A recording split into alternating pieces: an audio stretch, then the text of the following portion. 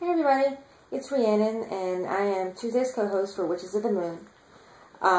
This week's topic is black magic. And when I saw that I had black magic, I was like, I have no idea how I'm going to do this. I feel like it's something that kind of... I don't know if I said that I think black magic exists. Say hello. That's my dog. But I think it's your intent behind the magic is what makes it so black. Or dark. I mean, I think that when you're performing any kind of ritual or magic that, you know, your intent behind it is what it's driving force. So, between your intent, you know, on the real side of it, that's what makes it black. Or dark, gray, whatever. I know that there are a lot of misconceptions about magic in general. People's fear of the unknown or fear of anything different tends to be cast on, you know, others, and anything that they do is considered black magic. Case in point, you know, I had a lady at my job, and her husband was ill, and I told her that I would light a candle for him.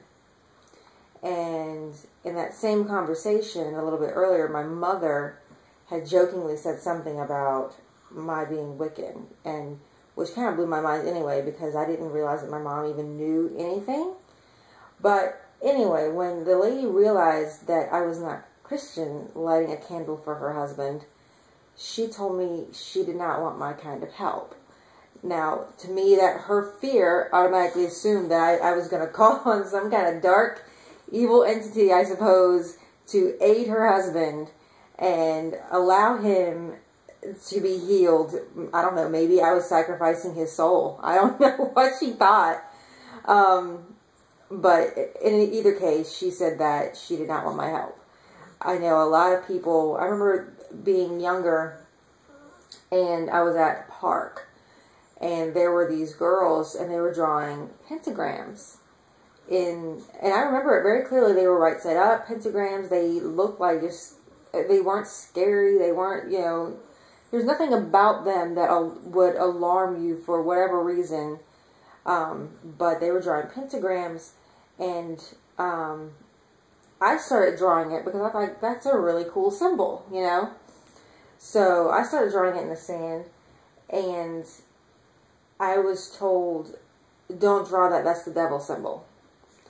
And, you know, when you're younger, you're like, holy crap. You're like, so you erase it and you freak out. And as I got older and I kind of looked at, you know, the symbols and realized exactly what that was, you know, I feel it was someone's lack of knowledge that made that so dark. And I think that that's the case with a lot of things when you're looking at black magic. You know, people assume that what you're doing is dark. You know, I could light a candle for someone's husband and mean every single thing, and, you know, surround him with positive energy, but because of her fear, she would take that as black magic. And then, you know, on the reverse side, if you're not, I'm trying to think of the right word. If you're not well-versed, maybe, in your craft, you could end up making a mistake. If your intentions are unclear, you know, there's a possibility, not that it's black magic, but that the magic that you're working doesn't fulfill its purpose because your intentions were muddled.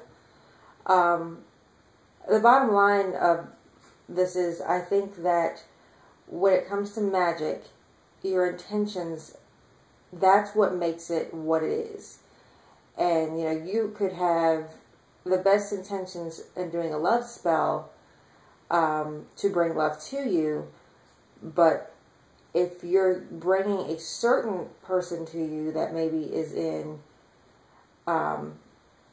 another relationship, then that could be seen as a form of dark magic. You know, you're harming someone else in favor of your own personal gain. I'm not saying that doing personal gain, like, you know, doing a money spell for yourself is a bad thing. It's not. And bringing love to you is not a bad thing. If you're, you know, if you perform a ritual or a spell of any kind with the intention of hurting somebody else for your own gain, I think that that could be classified as maybe dark or negative magic. I don't know that I would just say black magic. I think that that's got such a nasty, you know, reputation behind it. I think it's used way too loose. I think you have your intentions behind it, I think, is what makes your magic light or dark. Or negative or positive. And that's the case in anything. I mean, you know, whether it's magic or just something in your mundane life where you do something to help somebody, but it's for your own personal gain later, or for your own gratification. I think that's just as dark when you're doing something like that. I don't know. I hope this helps. I hope that maybe I explained some things. Like I said, you know, when I perform, you know, magics, it's one of those things where I don't intentionally set out to hurt anybody. You know, I do things to help others. You know, I'm not saying that there haven't been times where I've done protection magic where I've blocked, you know, a few things, or, you know, if someone's got ill intentions, I'll refocus their intentions back on themselves, to, you know, deflect it off of me. But, you know, my magic is never intentionally dark or to harm other people. So I hope that, you know, maybe I've given, you know, some information that is useful. Like I said, black magic is such a word, I don't like it. I just think that your magic is your intention, and if it's a dark intention, then it's a darker spell. I don't